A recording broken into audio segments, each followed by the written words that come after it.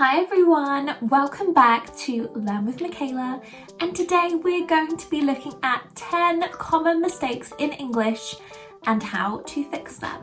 But before we get started, please don't forget to like, share and subscribe for more videos like this one. Okay, without further ado, let's get started. Mistake number 1. He has 25 years. Now, this mistake comes from directly translating from other languages, such as Spanish or Portuguese.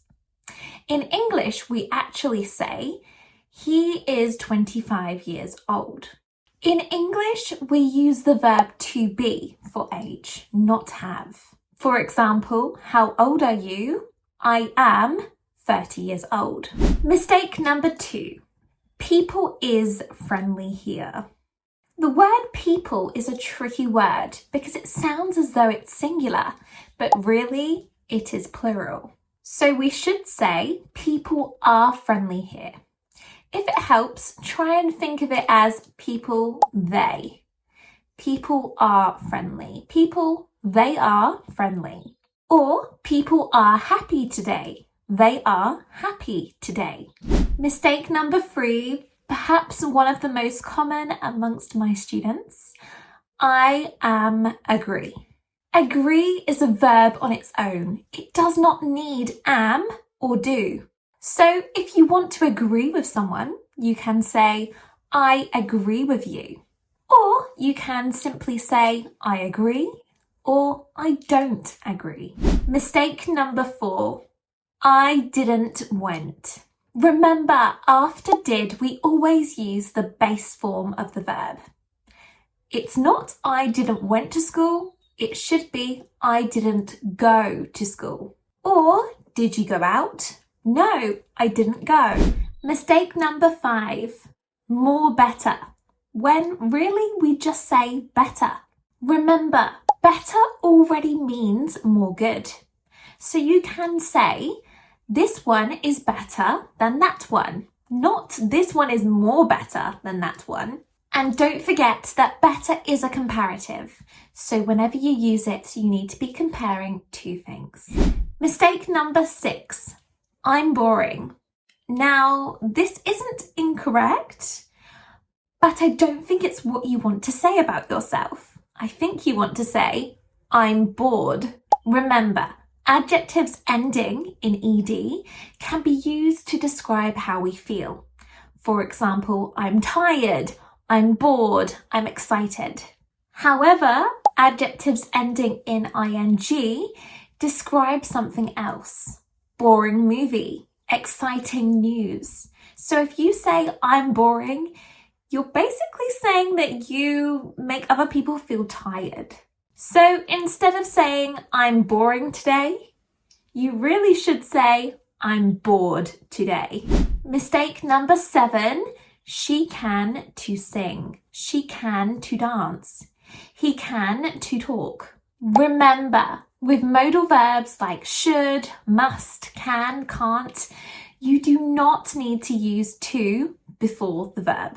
We don't say she can to sing well, we say she can sing well. Remember, we always use can plus the base verb, and there is no to involved in that situation. Examples include, he can drive, or they can speak French.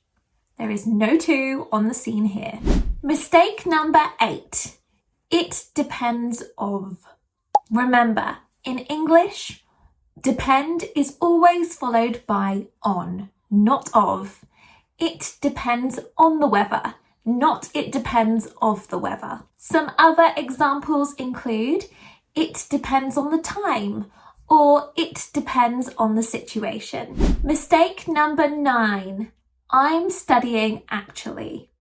Actually in English means in fact.